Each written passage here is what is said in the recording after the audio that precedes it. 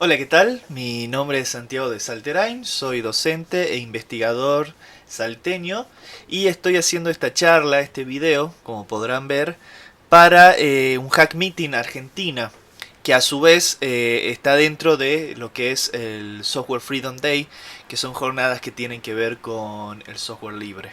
Estoy muy contento porque estamos organizando este Hack Meeting entre Grupo Mendax y también con el apoyo de Fénix Computación. Ya que estoy, les comento muy brevemente que estoy muy contento y muy orgulloso porque junto a Rodrigo Gastón Manresa y a Gabriela Becerra hemos creado Grupo Mendax, que es el primer grupo salteño de investigación en ética informática y cultura hacker.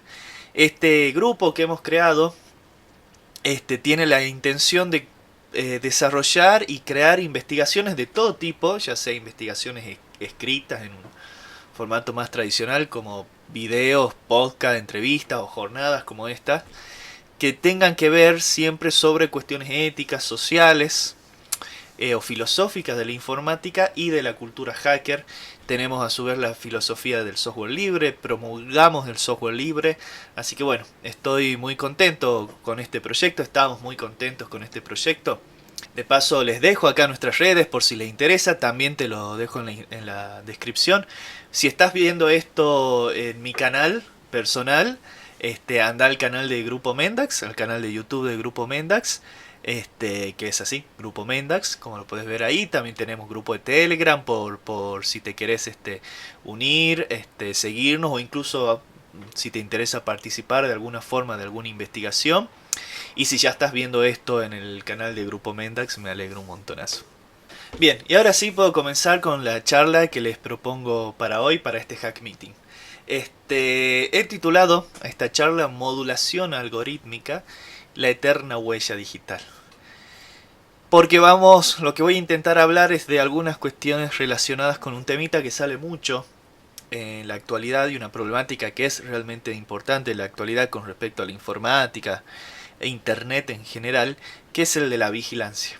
El de la vigilancia en internet. Se habla mucho de la vigilancia hoy en día y muy vinculada a todo lo que es el ciberespacio, ¿no? Y muchas veces, posiblemente lo hayan visto en memes o en alguna parte, muchas veces cuando se habla de vigilancia con respecto a todo lo que está pasando hoy en día, se cita mucho a este señor, a Michel Foucault, que fue un filósofo francés. No obstante, en realidad hay mucha gente que cita así automáticamente a Foucault cuando sale la cuestión de la vigilancia, pero si hablamos estrictamente de la vigilancia que sucede en el ciberespacio, en realidad Foucault no tiene mucho que ver.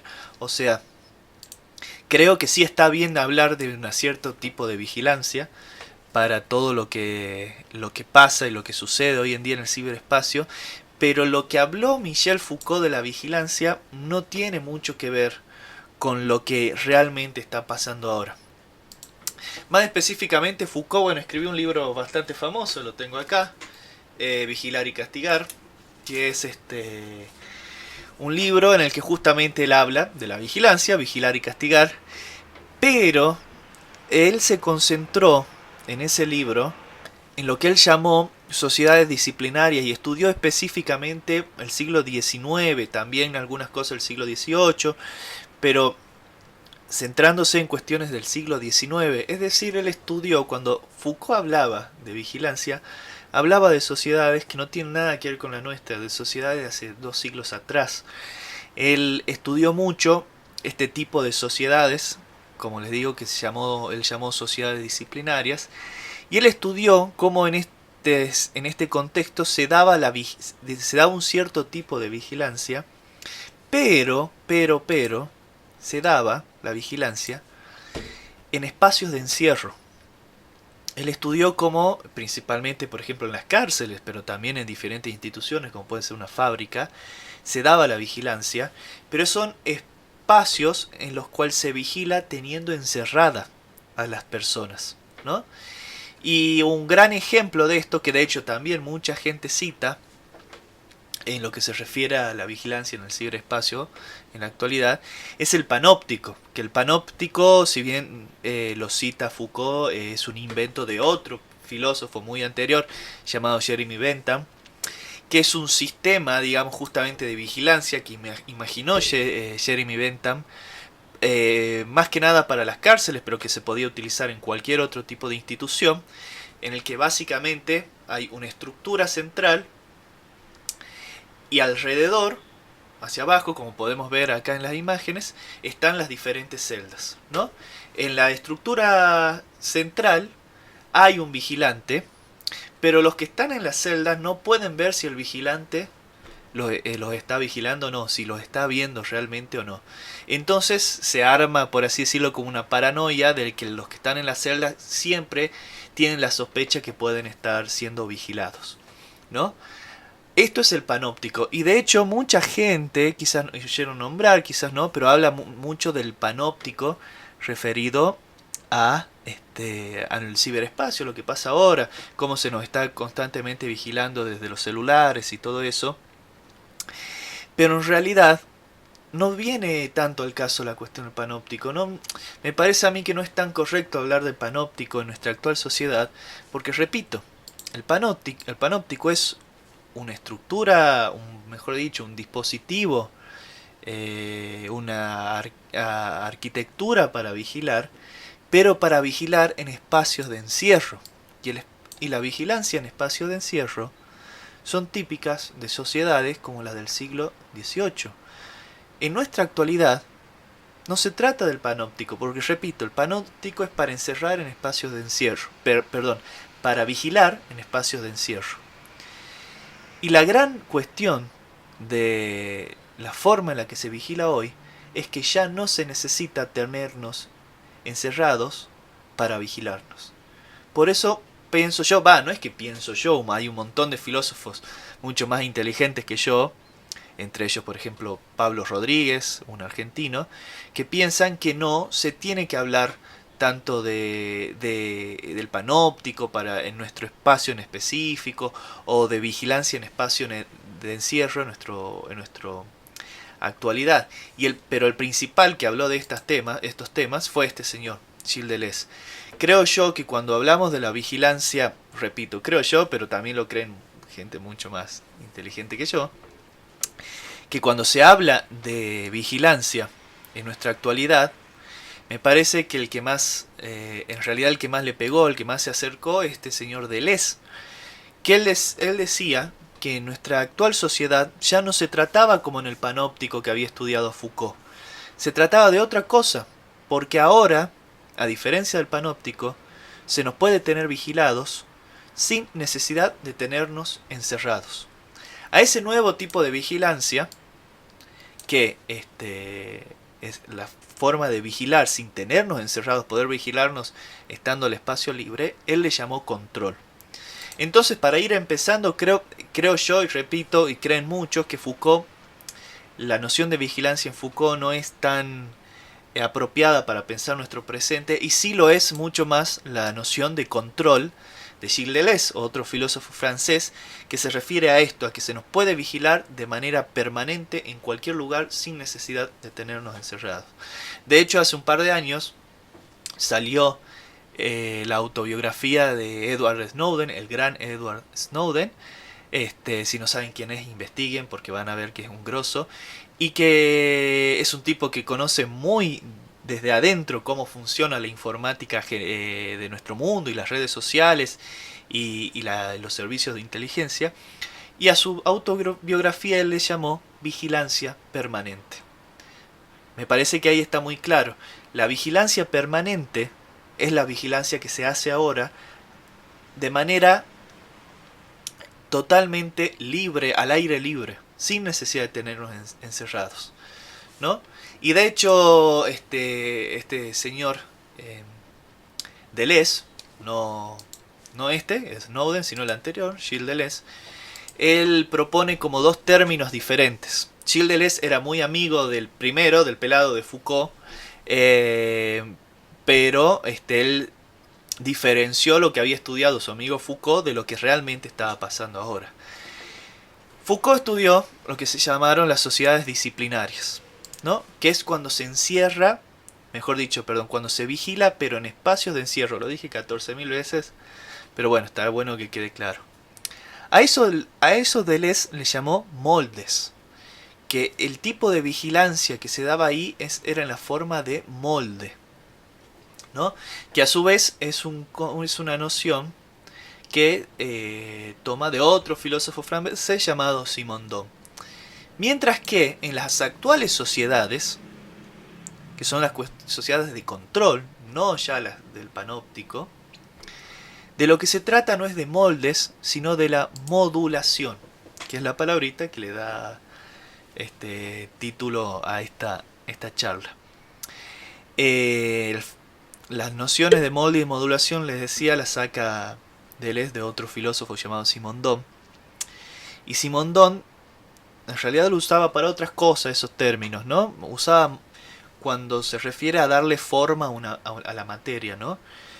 Cuando se le da forma a una materia de manera definitiva, eso es el molde. Cuando se le da a la materia, se la moldea y se le da una forma de manera definitiva. Por ejemplo, cuando se arma un ladrillo. En cambio, por ejemplo, en el caso de la electricidad, la materia se está constantemente formando y deformando y autodeformándose. No se le puede dar una forma fija, digamos, y definitiva a la electricidad, como si a lo que sea la materialidad con la que se haga un ladrillo. ¿Qué hace Deleuze? Toma estos dos términos, molde y modulación, que pertenecían a la filosofía de Simondon, y la lleva a esta situación que estamos pensando y dice, bueno, en las sociedades disciplinarias se vigilaba mediante el molde, se vigilaba llevando a cabo moldes, ¿no? Porque tenías a los sujetos ahí encerrados y en ese molde, ¿no? Por así decirlo, es como se los vigilaba. En cambio ahora no se necesita moldear, no se necesita armar un espacio fijo, ¿no? Moldear, hacer un molde es algo fijo. No se lo necesita hacer un espacio fijo en donde tener encerrado a los sujetos, sino que se los puede tener vigilados de manera constante, formándose y deformándose constantemente esa manera de vigilar. A eso le llamó Deleuze, robándole el concepto a Simondon, modulación. De modo que la modulación vendría a ser un nuevo tipo de vigilancia que se da ahora. Una vigilancia constante, autodeformante, que no necesita de tenernos encerrados y que ya no tiene nada que ver con los moldes, ni con el panóptico que estudió Foucault, ni con las sociedades de encierro o las sociedades disciplinarias. De hecho, este filósofo argentino que les digo, Pablo Rodríguez, habla de una vigilancia distribuida e inmanente para hablar de la modulación. ¿Qué quiere decir eso? Distribuida porque no necesita tenernos a todos concentrados en un solo lugar para encerrarnos. E inmanente, ¿por qué? Inmanente es como, por decirlo de manera muy sencilla, como algo que está desde adentro, ¿no? ¿Qué pasa en las sociedades disciplinarias? Fijémonos en el panóptico. Esa estructura que te está vigilando está desde afuera. Es el ojo que todo lo ve, que está por arriba de todo. A eso sería algo trascendente. En cambio ahora se nos vigila de manera inmanente. El dispositivo que tengo yo en mi celular, que está dentro de mi vida, no afuera, no es un ojo que todo lo ve desde afuera, sino que está dentro de todo lo que yo hago, ese dispositivo me está vigilando. Lo podemos graficar de la siguiente manera, ¿no? Esto es un molde. Esto es un molde. Lo que están viendo es un plano de uno de los proyectos que se tenía para diseñar el panóptico, ¿no? El panóptico es un molde, es una forma de vigilar, pero creando un espacio de encierro. En cambio, una modulación sería lo siguiente. Esto que están viendo ahora ustedes es el procesamiento de todos los datos que generó un celular de un político o un activista de estos temas alemán, que logró que su empresa telefónica de Alemania le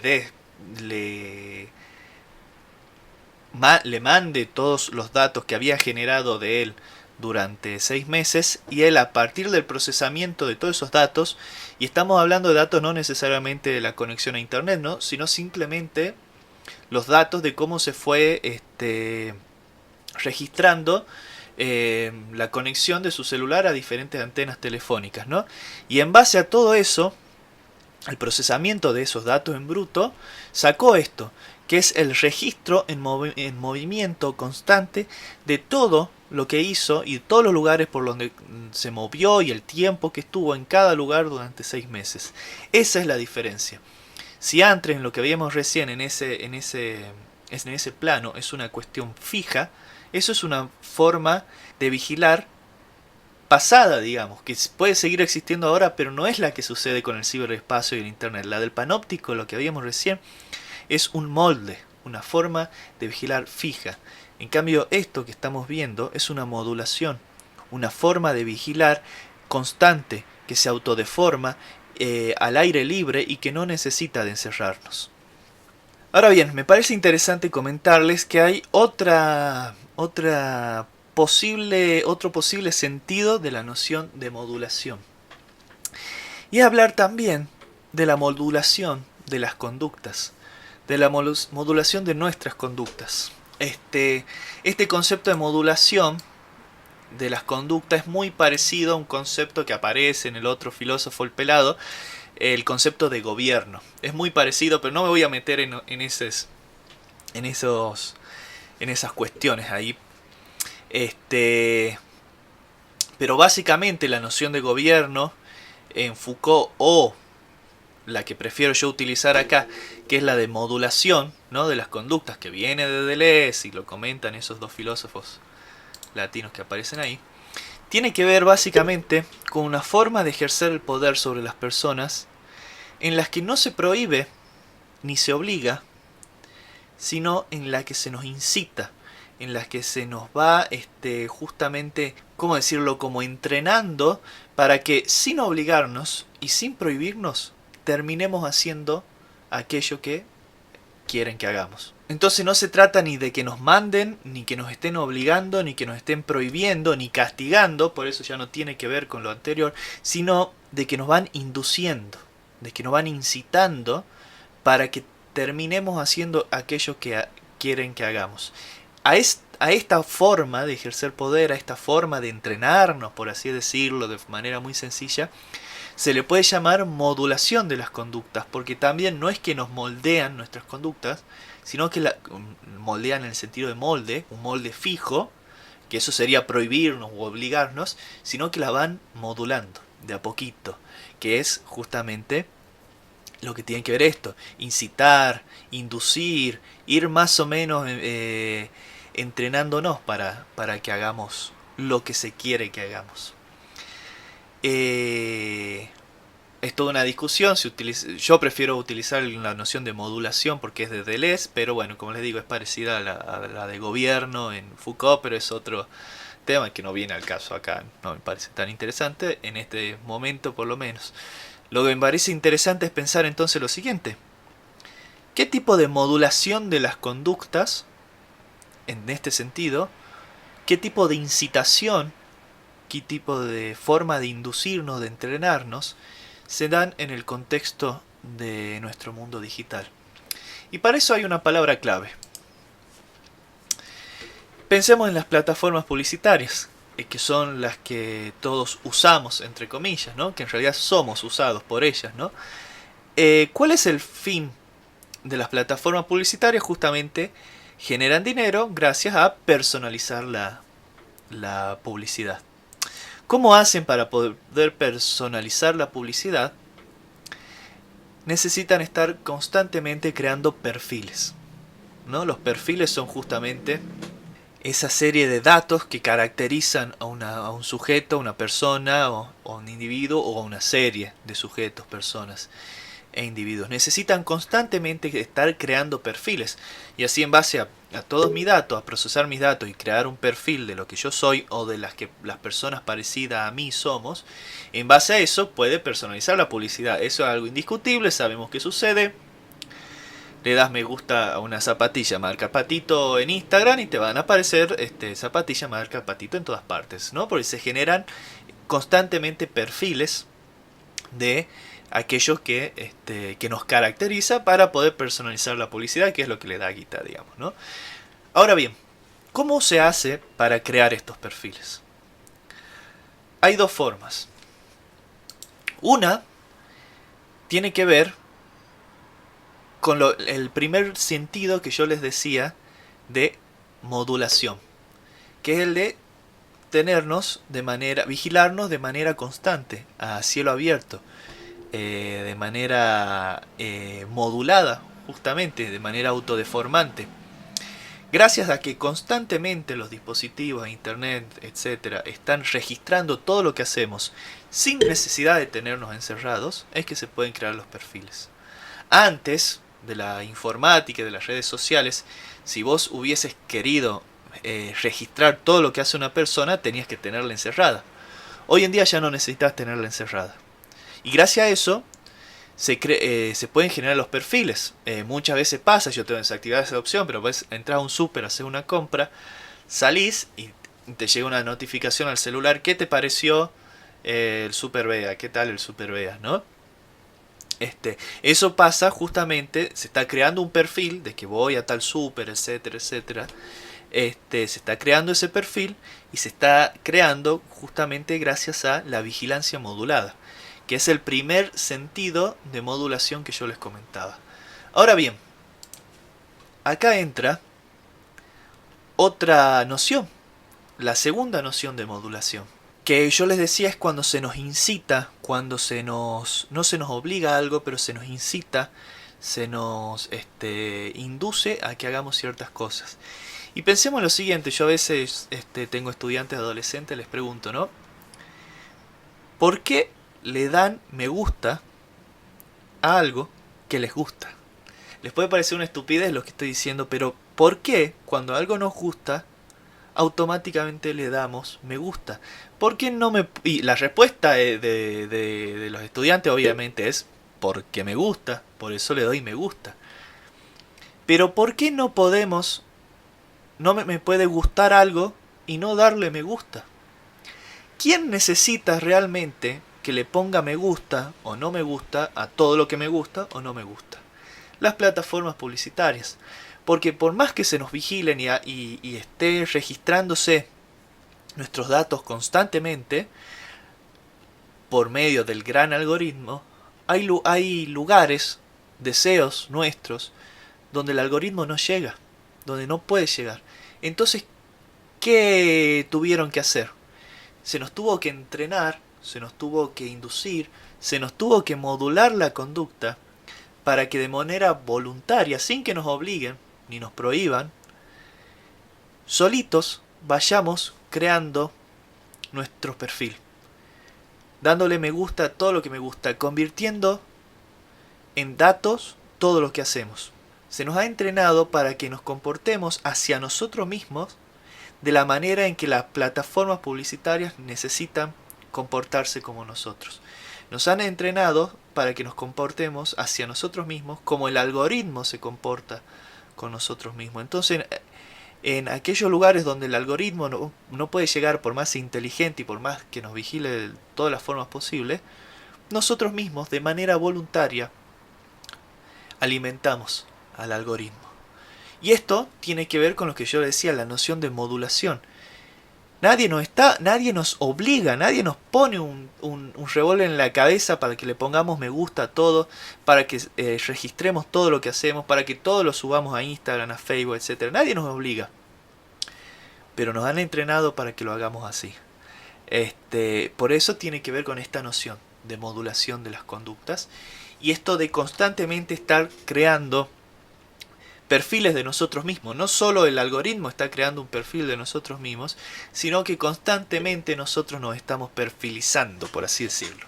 Que a este proceso yo propongo llamarlo la perfilización de sí. medio lejanamente basado en un concepto de Foucault, que es el empresario de sí, pero no me voy a meter en eso porque tampoco viene al caso entonces. Y aparte me gusta más Deleuze que Foucault. Entonces, en términos generales, yo propongo llamarle a todo esto modulación algorítmica, que no es un término del todo mío, pero tampoco existe en sí este término. Existe el concepto de gubernamentalidad algorítmica, que está basada también en el pelado, etcétera, etcétera. Pero como me gusta más la noción de modulación que de gobierno, prefiero llamarle modulación algorítmica a un doble proceso. A hablar de modulación algorítmica tanto para la vigilancia permanente, sin necesidad de encierro, que se hace en nuestra sociedad desde nuestros dispositivos, ese es la primera sentido de modulación, como a este proceso constante en el cual nos estamos autoconstruyendo sin que nos obliguen un perfil, haciendo de nosotros una perfilización. Lo cual nos lleva a la noción de huella digital. Todo esto que vamos haciendo, ya sea de manera voluntaria o que el algoritmo que nos vigila de manera constante va haciendo, va creando de alguna manera una huella digital. ¿Qué es la huella digital? Bueno, son todos esos datos que se van registrando de nosotros, todo ese rastro que vamos dejando en internet. De hecho, si ustedes entran, ahora estoy acá, no se los voy a mostrar porque no hace falta, pero si ustedes entran en la página oficial de argentina.gov.ar, hay una parte en la que habla de la huella digital y dice justamente la huella digital es el rastro que dejas a través de internet. ¿No? Dice cada vez que haces un clic o das un me gusta en redes sociales, cuando usas una aplicación desde tu celular o tu computadora, dejas información personal. Los datos que genera tu actividad en internet crean lo que se llama la huella digital. Después dice, ¿qué tipo de datos compone nuestra huella digital? Datos públicos, datos publicados por otros, datos que generás vos. Bueno, básicamente todo aquello que vamos... La metáfora es bastante clara, ¿no? Y no es tan metafórica en realidad. Todo aquello que nosotros vamos haciendo en internet va dejando una huella, ¿no? Ahora bien, esta huella se puede... se forma de una manera constante una huella de nosotros debido a que se nos está constantemente vigilando mediante la informática o debido a que de manera constante estamos dejando una huella en internet de manera voluntaria. Y esto para mí es mucho más grave de lo que parece. Ahí en la página de oficial del gobierno que habla de estos temas dice cómo las cuestiones de la huella digital y crear una huella digital alimenta y financia en gran parte internet, lo cual es cierto. Pero que sea eso cierto no quiere decir necesariamente que sea bueno. Ya son dos cosas diferentes. A ver, la industria del tabaco también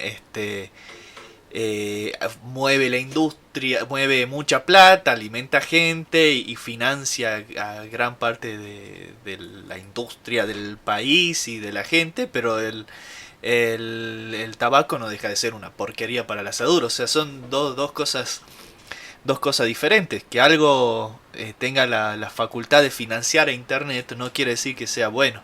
Y para mí no es para nada bueno. En breve comento por qué para mí no es nada bueno. Pero pensemos también que la gran parte del software que utilizamos, casi todo el software, no necesariamente software que utilicemos en internet, sino el que utilizamos en nuestras compus, están disfrazados de una cosa, están disfrazados, no sé, de aplicación de ofimática, de aplicar un videojuego, de lo que sea, de edición de videos, pero en el fondo, la única intención que tiene nosotros es hacer una huella digital de todo lo que hacemos. Entonces es un software que es mentiroso. Y la mentira es una cuestión ética. Hay software mentiroso, porque software que se disfraza de una cosa, pero en realidad lo que quiere es llevar a cabo una modulación algorítmica.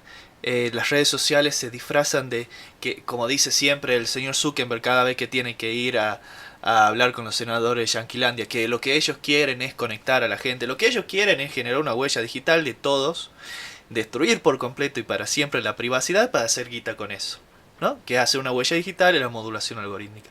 Por eso son mentirosos, es un software mentiroso, porque no hace aquello que en realidad te dice que hace, o las intenciones verdaderas son otras. Y esto se publica, digamos, en una jornada sobre software libre. Y por eso, me parece acá interesante mencionar que el software libre no es mentiroso. Y el software libre no está diseñado para ejercer una modulación algorítmica.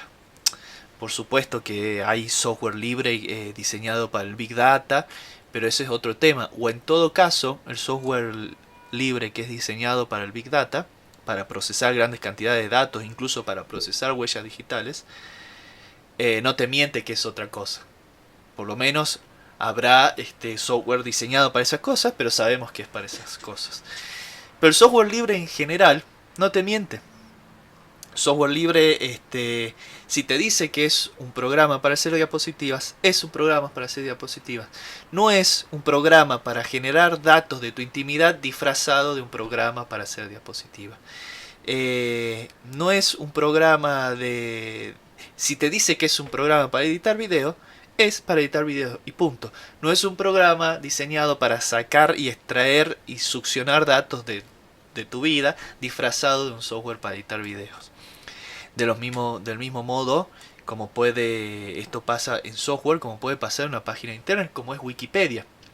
Wikipedia es una página para difundir el conocimiento, te dice que es una página para difundir el conocimiento, y hace eso, que es una página que de hecho sigue toda la filosofía del software libre. Por eso está financiada por aportes de fundaciones o de personas particulares, ¿no? Wikipedia no es una página para sacar datos de las personas disfrazada de una página para difundir el conocimiento. Lo que te dice que hace, realmente lo está haciendo y sin romper ni destruir la privacidad de nadie. Entonces el software libre no solo que no ejerce una modulación algorítmica, sino que es sincero. Mientras que el software privativo es mentiroso. Y deberíamos ser un poco más susceptibles quizás a la mentira. Igualmente yo sé que a la mayoría de la gente que puede ver estas ideas siempre le va a parecer bastante exagerado lo que yo digo, lo cual no deja de ser triste, un poco triste. Pero ¿por qué? Ya profundizando un poquito más, y ya con esto cierro esta charla, esta es una idea que dije en otros videos, en otros escritos, y la voy a decir 1500 veces. ¿Por qué también creo que es malo que se esté generando una huella digital constante de nosotros, que se esté llevando a cabo una modulación algorítmica en ambos sentidos, ¿no? De nosotros? ¿Por qué creo que es malo? Y tiene que ver con eso que pongo ahí. Es una idea que me parece importantísima. Creo que tenemos derecho a devenir imperceptibles. Es una expresión medio rara, ¿no? Pero lo podemos decir de otra forma. Creo que tenemos derecho a ser imperceptibles, a hacer ciertas cosas que sean imperceptibles. Tenemos el derecho a que no todo lo que hagamos sea perceptible por alguien. Tenemos derecho a que hay cosas de nuestra vida sean solo para nosotros y sean secretas para nosotros. Y registrar todo lo que hacemos, ya sea mediante la vigilancia o ya sea voluntariamente, es una forma de hacer perceptible todo. Y eso no está tan bueno, no es para nada bueno. Tenemos derecho a que ciertas cosas de nuestra existencia se permanezcan en la intimidad, aquella que nosotros elijamos, ¿no? Y de hecho, en realidad esto no necesita mucho fundamento, es algo muy natural. Voy a repetir de nuevo una idea que dije en otro video, pero no tienen por qué haber visto ese otro video mío. Si alguien me estuviera acá sentado al lado mío, mirándome, anotando todo lo que yo hago, desde las cosas más íntimas a las menos íntimas, todo, me incomodaría un montón, me jodería mucho. Pero si lo hace un celular, que hace lo mismo, no me jode tanto. Hay un filósofo de los medios muy importante llamado Marshall McLuhan, que en un texto decía que a veces cuando se interpone una tecnología, ¿no? Él dice medio, no dice tecnología, pero bueno, es lo mismo. En este caso, por lo menos lo mismo. Cuando se interpone una tecnología, es como que como humanidad todavía no estamos cognitivamente preparados para darnos cuenta de cómo nos está afectando, ¿no? Un ejemplo que dice él, que lo toma de otro autor, pero también lo menciona él, es no nos afecta de lo mismo. Si, a ver, si yo le pego un tiro a una persona y esa bala destruye las entrañas de una persona, no me afecta de la misma manera que si yo fuera con mis manos a destrozar con mis manos las entrañas y las tripas de esa persona. Pero el acto en sí es el mismo. Es unas tripas destrozadas. El acto es el mismo. Solo que haber una tecnología de por medio, en este caso una pistola o una bala, nos afecta menos. Lo mismo pienso yo, él nos llegó a hablar de este tema, McLuhan, pero lo mismo pienso yo para el tema del que estamos hablando. Si hay una persona mirándonos todo el tiempo, ¿no? Y anotando todo lo que hacemos, ¿no? En nuestro espacio íntimo y en todo lo que hacemos, aunque no sea íntimo, que salgamos por la calle o lo que sea, imagínense que todo el tiempo hubiese alguien anotándolo todo, nos jodería un montón. Y nos jodería todo. Eso es, el que dice que a él no le molestaría está mintiendo. A todos nos jodería eso, a todos nos molestaría muchísimo eso. Pero si lo hace un celular, si lo hace una página de internet, si lo hace una red social, no nos molestaría, no nos molesta. Y creo que es justamente porque no estamos cognitivamente preparados como humanidad para darnos cuenta que es lo mismo, solo que no nos damos cuenta cuando en vez de hacerlo otro humano, lo está haciendo un aparatito. Por eso creo yo que una tarea, una de las tareas principales de la ética informática es entrenarnos cognitivamente para lograr esto. Para lograr que lo mismo que nos jode de una persona, nos joda también de un celular, de una red social. Y si nos jode que nos mienta una persona, si nos jode una persona mentirosa y nos molesta, también nos tiene que molestar un software mentiroso. Y por lo tanto, usar un software sincero, como es el software libre. Antes de cerrar, quería decir una cosita. Estoy criticando esta manera en la que funcionan las redes sociales. Sin embargo, todos estos contenidos que estoy haciendo y que estamos haciendo con Grupo Mendax, los publicamos en esas redes sociales. Los publicamos en Facebook, los publicamos en YouTube, que funcionan mediante esta modulación algorítmica que estoy criticando. ¿Por qué? ¿Por qué lo hacemos entonces? No es una contradicción. Somos muy conscientes de cómo funciona el software donde publicamos nuestros contenidos. Pero si nosotros nos vamos a las redes sociales libres, ¿no? A las más libres, donde hay gente del palo del software libre, ahí no necesitamos difundir ningún mensaje. Ahí el mensaje ya llegó. Si queremos difundir este mensaje, justamente lo tenemos que hacer dentro del sistema en el cual estamos en contra. Que creo que eso es el principal sentido de la palabra hackear, como aparece en la cultura hacker, que es modificar un sistema, pero desde adentro. Y ahora sí, con esto me despido. Espero que les haya servido un poco estas disquisiciones que estuve haciendo. Hasta la próxima. Todos los contenidos de este canal están realizados al 100% con software libre y tienen licencia Creative Commons atribución. Es decir, que podés usar los contenidos y distribuirlos como quieras y no te voy a ir a reclamar nada.